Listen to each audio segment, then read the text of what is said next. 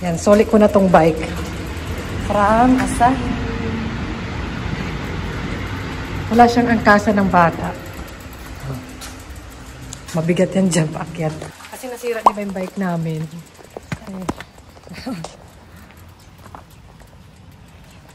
Mahal din magpaayos eh, no? Pero sayang eh, ginagamit kasi namin yun.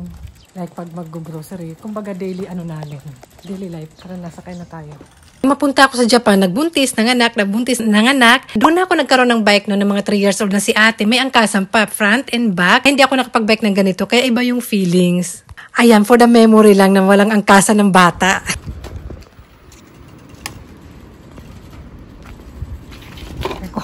Maano pa tayo, maridisgrasya. Here we go. Nandito yung pinalitan, yun yung ayun doon. Tapos pati yung gulong bago. Sana naman magtagal yan. Kasi pag masira ulit, ayoko na. Give up na. Kasi hindi umaano eh. Hindi yun nagagalaw papunta doon. Yan. Nakuha ko na yung bike. Grocery ako. Mag-grocery. Hindi ko alam kung nabayaran ko na ba last time. 21 pa naman yung nasa resibo. Nagbayad ako ng 11. Mga 11 today. Kanina. Tara. Ito muna tayo dito. Yan ang pinamili. Ano lang naman yan sa bahay. Groceries. Kuha na tayo.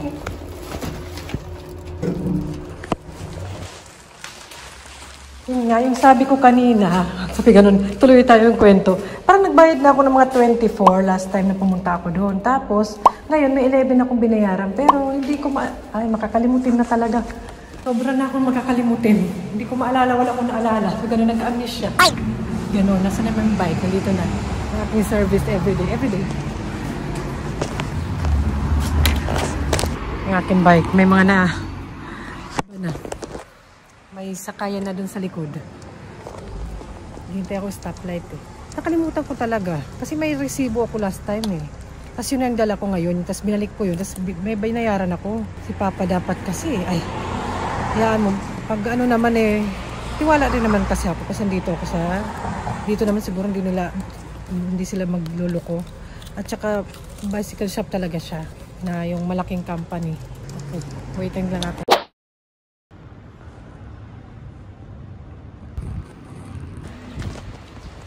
Sa cycling sana ako. Mag-isang oras na. Kailangan ko bumalik kasi tumatawag si Papa tapos chinek ko yung message. Sunduin ko daw doon si ate kasi hindi okay. Diba? Anytime kailangan available ng isang ina. Paano pala kung work niya ako? Pag nag-work pa naman ako, is diretso, hindi ako mawak ng cellphone. Kaya, wala. Doon ko rin masusundo si ate pag after ko na sa work, mga after 3 hours. Pero, yun nga. May school clinic naman. Last time, ganun din nangyari. Natutulog lang ni doon. Tapos, sinundo ko. Ginising ko pa nga eh. Umuwi kami. Nagpahinga. Dinala sa doctor. Ay, nako. Paano pala kung wala ako, no? Pag kami ganun. Or sa bagay, elementary pa kasi sila. Kaya talaga hindi ako nagpaplano ng something na mahaba. Na mabibisi talaga ako. Eh, ayokong lumalayo masyado. Bicycle lang naman. Balikan lang naman ang ganap ko. Wala naman ako ibang ganap. So, tara na.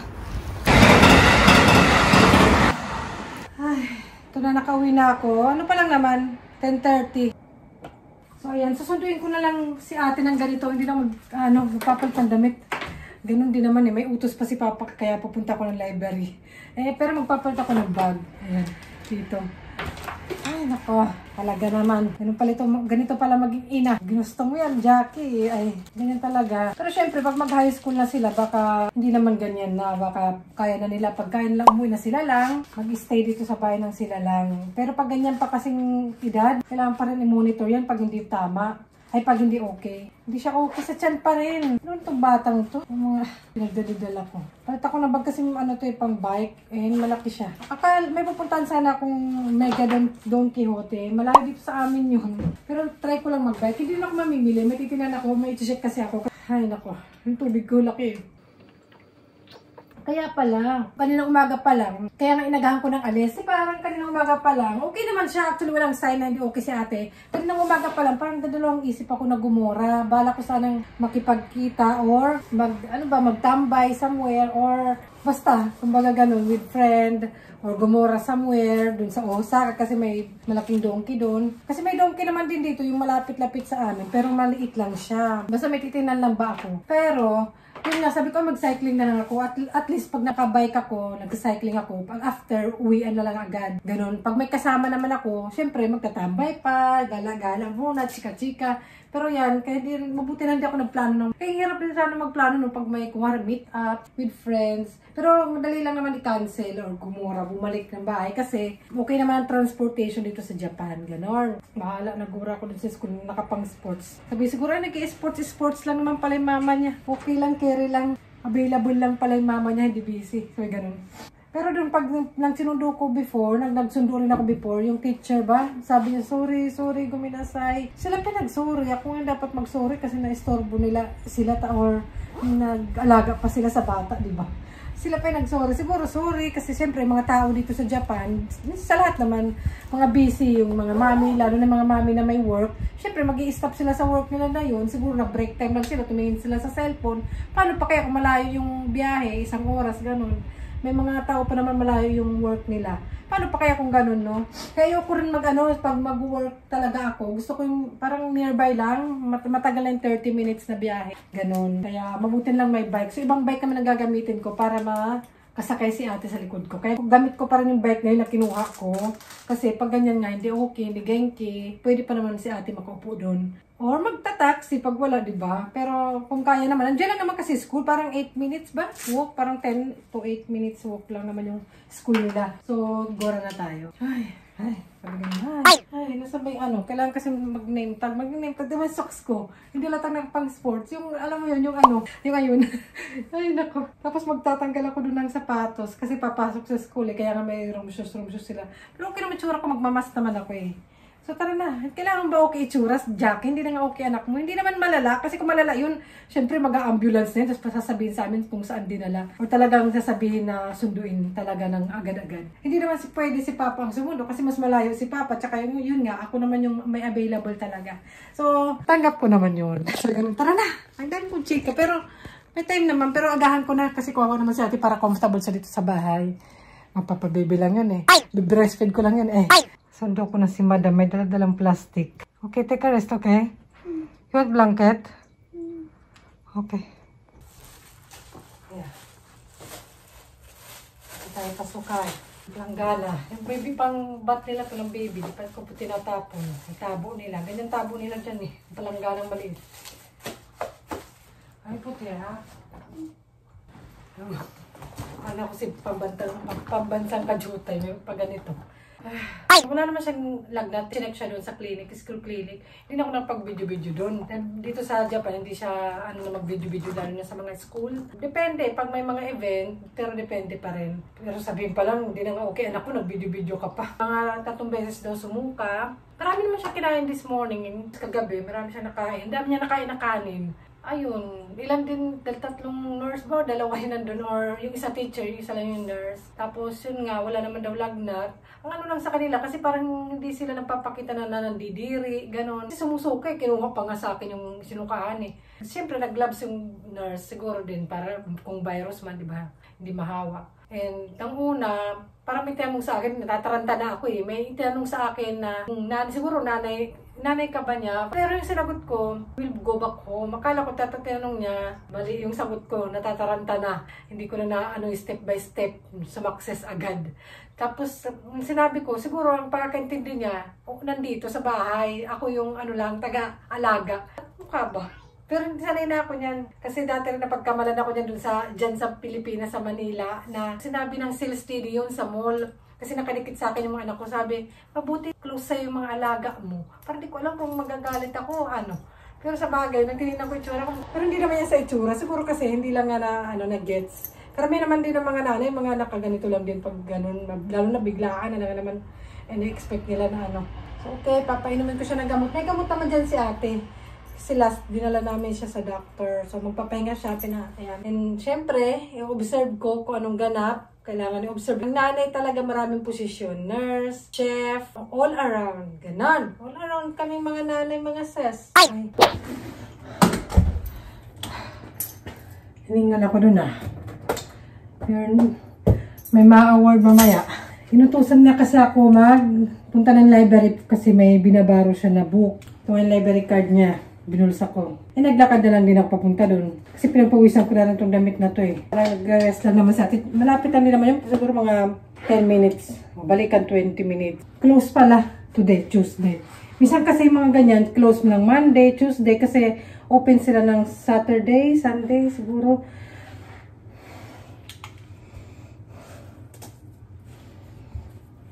Yung pag nag-uutos, mga ganyan, dapat sinisigurado. Pag nakikisuyo, nakikiunigay. Kasi syempre lalo na ngayon, si ate di okay. Hindi ko na rin naman na-check ng sarili ko. Tsaka pakialam ko ba? Ewan ko ba? Hindi ako mahilig makiunigay or makisuyo or mag-utos. Hindi ko gali. Kapag ganun. Hindi ko gali yan. Yung nagpapahintay, yung nagpapabebe, mga ganun. Tapos ayoko ng mga dahilan.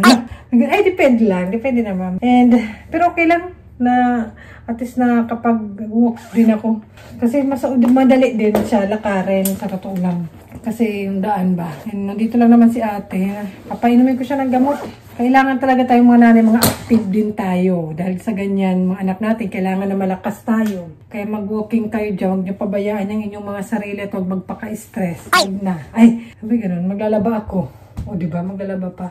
Yung pinapawisan ko, ayoko na-stock. And plano ko na naman talaga maglaba for today. Maaga pa naman. Anong oras na ba? Ay, magti-12. Ang dami ko nang nagawa, magti-12 na eh. No? Nasaan na? Ano nangyari? Na-stock. Isuot ko daw kasi. Ang arte pala nito. Dapat sinusuot. Ganon. Ay kasi baka nag-give up pati ng relo. Gumib up. Tayo huwag tayong give up. Mag-give up na lahat. Huwag lang pagiging ina. Hala, what happening? Ahiyam muna siya dyan. 28 seconds. Nag-yun. Wala nang ibang kausap kundi yung mga machine. Tara, magpiprepare din. Papaano ko sa akin ng Pocari Sweat kasi yun yung recommend din sa kanya ng doctor. And may gamot naman siya dyan. Ko siya. Baka gumagaling lang dahil sa gamot. Siguro dapat automatically or kumbaga, ang tawag yung natural lang na gumagaling pag may sakit. Hindi rin ako mahilig guminom ng gamot eh. Depende na lang. Ay, yung glass skin. May sakit na yung anak. Pag glass skin pang nalalaman. Okay lang naman dyan siya. Hindi naman may sakit. Talagang yung sa tiyan niya ba? Hindi naman masakit, parang pagod. Kasi syempre nagutom yan. Obvious yan kasi hindi kakain. Kasi pag yan okay, kakain yan, takaw yan. Kung nabi-video ko nga lang yung katakawan niya, gulat kayo. Kung anong size na kaya mong kainin, kaya niya. Ito may gamot siya from doctor. Kasi nang last time, di ba? That's one. Ito. 2 tab na lang. Papainumin ko siya with Pocari Sweat. Parang ako sweat na. Okay. Kayo, anong ganap niyo for today? Tuesday pala today. Ayan, pinalipat ko siya dito sa kanyang bed, pero dito lang sa lapag. Kamasukahan yung bed niya. Kailangan yung kanyang blanket is yung jacket ni Papa. Dahil masyado makipapa. Diyan yung sukahan niya, yung tissue at yung kanyang pusa. May sakit ka dyan. Matagal din siya nakatulog, siguro mga 4 na oras. Maganda rin yan para makapagpahinga rin siya. Ang bait tingnan pagtulog. Oh. Are you okay? Huh? Bye.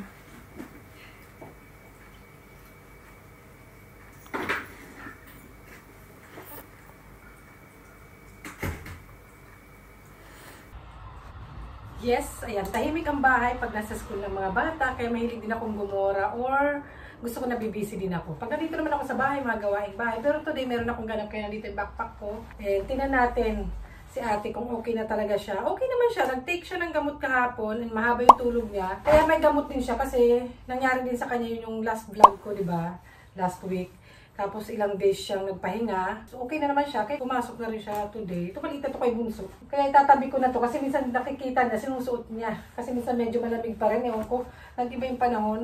And ayun na nga si ate, tingnan natin kasi kahapon, ng mga 9:16 tumawag sa akin para sunduin siya. Tapos nakasundo ako mga 10:30 something. Kasi nagsa-cycling ako, malayo na ako noon. So, bumalik na lang ako, hindi na ako tumuloy dun sa pupuntahan ko. Pero today, iba naman yung aking ganap. May work ako for today. Pero pag ano naman, tumawag yung school, hindi cancel, walang problema. Alam naman yung kapitbahay yung magsundo. Kailangan ano dito sa Japan kasi, yun nga, yung pagbata, yung mga edad nila bunso, free sila sa clinic, tsaka yung gamot nila free na. And yun nga, dinala ko siya sa doktor. May nagtatanong pala kung norovirus ba yun. Ano yata ngayon yan? Parang lumalaganap. Ano yun? Basta bahala na kayo sa words. Parang lumalaganap yung virus ngayon na yan. Pero kung naman yung immune, malakas yung panlaban mo or immune system mo, ano yun, Jack? Hindi ka naman siguro ganun na mahawak. Yun nga, dinala namin siya sa doctor. And si Papa rin, kasi si Papa yun din, parang nagsakit yung tiyan niya. Sila magkasama nun, nag-start na mag-ganon. Sila magkasama. Ayun nga, minute nila si Lola, bumisita sila sa hospital, may kinain sila. Si Lola okay naman. So, ang kinain nila pareho na magkapareho ni Papa is yung French nga, yung basta yun. Hindi ko anong pangalan nung, wala naman yung dati. Ganun. Wala naman yun doon sa amin dati. Hindi kasi ako mahilig sa matamis-tamis din. And yung ice cream, silang dalawa lang din yung kumain. Okay naman si Lola, silang dalawa lang talaga. Baka din sa, yung tiyan nila, something. Kasi ito si ate, hindi sila, lalo si ate, hindi mahilig uminom ng warm or maligam-gam. Dito lang ng bata ako, nagmamilo kami sa umaga. Milo lang, yung nasa sachet. Wala kami yung milk, fresh milk. Dito naman sila yung milk na nabibili na nakabox. So, iniinom nila yun ng malamig. Ngayon, buti nakinig kanina ng umaga na initin. Ayun, ininit, ininom niya. Tapos yun, naghalo-halo lang kinain niya ng umagang morning. Malakas naman siya kumain noon. And yun, after ng gabi, malakas din siya kumain. Kagabi ba? Yun lang kinain niya. Tapos kinabukasan yun na, yung nangyari sa kanya dun. Ng morning, feeling ko ng morning kasi nag-dessert. Yung ginawa niyang dessert, yung nga kinain niya. Ayan, ipakita ko lang. Ito yung ginawa ni ate. Mahilig na siya magawa-gawa ng dessert. Ito, cream yata yung ginamit niya. Tsaka sugar. Ayan. Nagganyan na siya. Tapos may nilagay siya na something na para mag-jelly-jelly.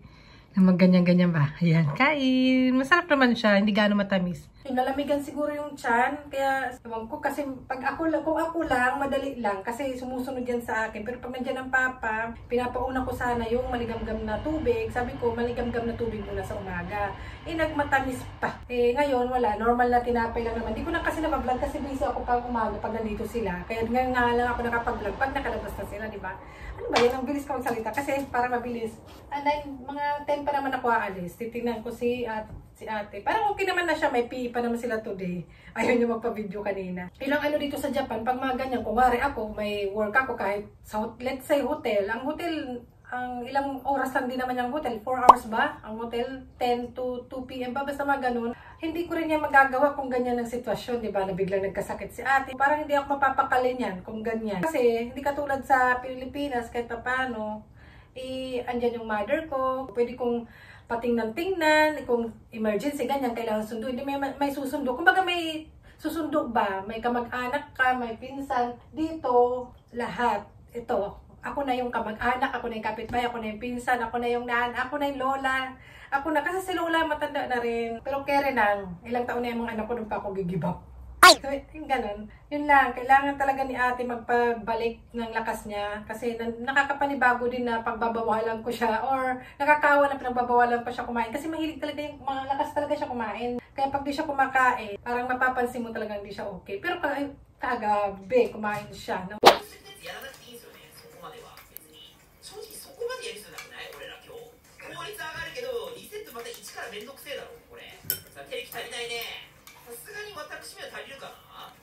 Ubus naman yung scrambled egg kasi gusto na yun yung parang medyo fuwa-fuwa or basta parang malambot-lambot na naman. Alam mo pag nandito ka sa Japan, nag-iiba-iba na yung language mo, nakakalimutan mo na yung sarili mong lengguwahe. Fuwa-fuwa. Pero hindi ako magaling mag-Japanese, hindi ako marunong. Parang nagmi-mix-mix ako. And yun nga, wala kang masan kundi sarili mo lang. Kaya kailangan maging malakas ka rin at matibay. Siyempre minsan ano ba yung tawag doon na ano ba yan? Ako naman. Bakit hindi naman yung asawa ko yung magsundo? Ba't ako lagi? Siyempre siya kaya may regular na work. Yun yung iniisip ko. Paano pa pala kung may regular na talaga akong career? Let's say may trabaho talaga akong regular. Tapos uwi ako ng mga 4:30, 5. Tapos hindi ako nagsiselfone. Yung asawa ko rin hindi nagsiselfone. So ang mangyayari, nandun lang si ate o yung anak mo sa school clinic. At nakahiga doon, okay naman yung school clinic actually. Parang kahapon lang din, pagkasundo ko kay ate, pinahiga ko siya muna dito. Tapos inobserve ko, pinalipat ko siya doon sa bedroom niya. okay naman. Kung hindi siguro masundo, ganun lang din naman, kung matutulog lang din naman yung bata, di ba? Kasi may naka-duty naman na nurse doon, chinecheck nila, chinek niya yung temperature ni ate, okay naman daw. And kaya yung parang hindi naman sila nag-alala masyado, pero sabi nga yun nga, magpahinga naman si ate. And kung hindi naman siya naging okay noon, edi dadalhin naman nila yun siguro sa emergency, tapos tatawagan talaga kami, or gagawa ng parang, siguro si Papa, mag-uwi talaga pag hindi ako makontak. Kasi ako talaga pag nasa labas, lalo na pag nag-work ako, hindi ako nag-cellphone yan. Pag nagbablog-vlog ako, pag pasyal-pasyal, kaya pa. Pero kung nag-work ako, hindi talaga ako nag-cellphone, straight yan until matapos. Pag nagsa-cycling naman ako, limitado lang yung paghawak ko ng cellphone. Siyempre, baka naman ako yung na-emergency. Diba? Bawal din yun dito sa Japan, mag-cellphone. Pero may mga nakikita ako, Japanese mismo, may kausap-usap ko, nagbabike. Sabi ko, galing naman nila. Naka-high heels pa nga, ako hindi ko kaya. Kaya hindi rin ako nakapag-vlog. Gusto ko maglagay sa helmet ko ng camera dito na maliit. Para may pasyal ko na lang din kayo. Kung may mga gora ako na gano'n na pasyal. Pag nagsa-cycling. Kasi maraming magagandang tanawin. Ay, so yun, sana okay si ate. Tinan natin. Iniisip ko, paano kung nag-work nga ako? Yun nga, di ba? Pag tumawag yung sa school, di walang sasagot sa kanila. Di doon si ate, tambay sa school. Ganun lang din dati nangyari na rin yan. Natutulog lang din, ginising ko. Kahapon din, ginising lang din nila. Natutulog lang si ate. Pero sumuka pa siya. So ayun, chika lang tayo mag nagtutupi.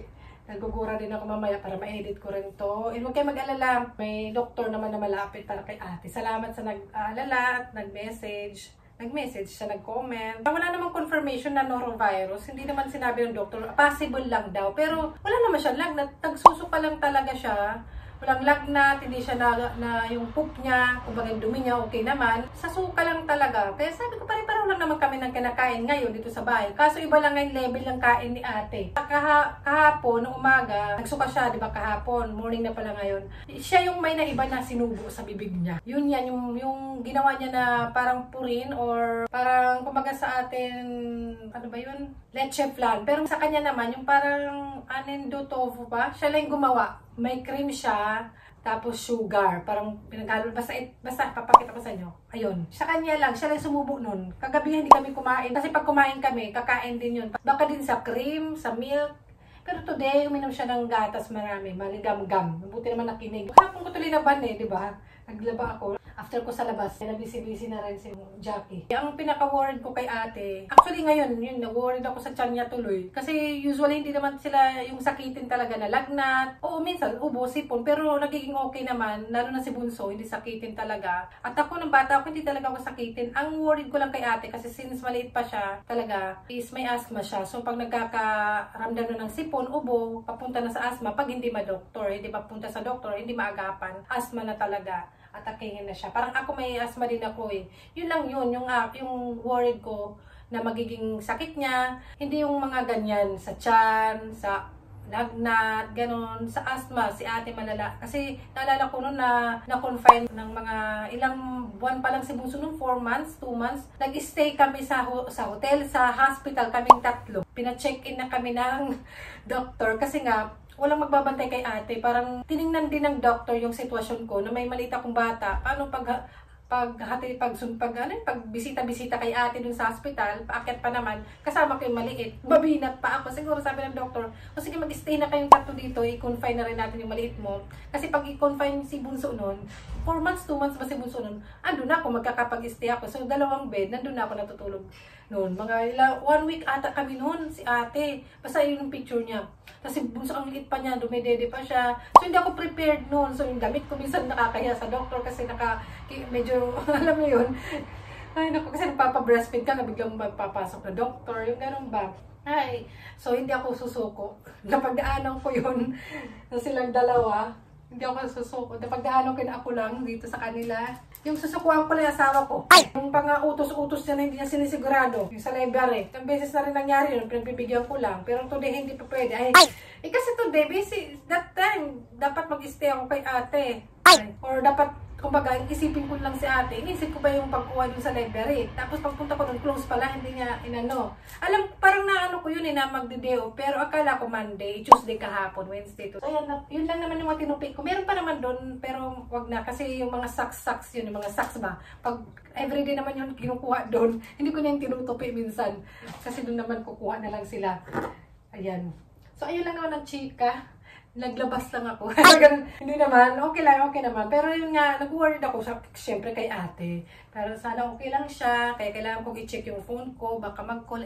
Naka 10-12 minutes tayo, be. Kaya tapos na. And yun nga, salamat din sa bike, kasi sa mabilisan ba na nakakasundo sa school. Kasi kailangan mag-park dun eh. Pag walang, maliitan yung parking ng school. So, kailangan ko mag-park, kung may naka-car man, kailangan ko mag-park sa labas. Bawal daw bawal. Lalo sa labas ng school. So, taxi siguro. Pero kung taxi, matrabaho pa. Di kung bike, kasi malapit lang talaga actually. Pero yun nga, kakamkas pa naman si ate. Kaya malaking tumulong din yung bike na yan. Kasama namin hanggang sa ngayon malaki-laki na sila, simula ng bata sila. Kay Papa pala dun sa bedroom namin. Ito yung mga damit namin at kanila ate. Sama-sama yan.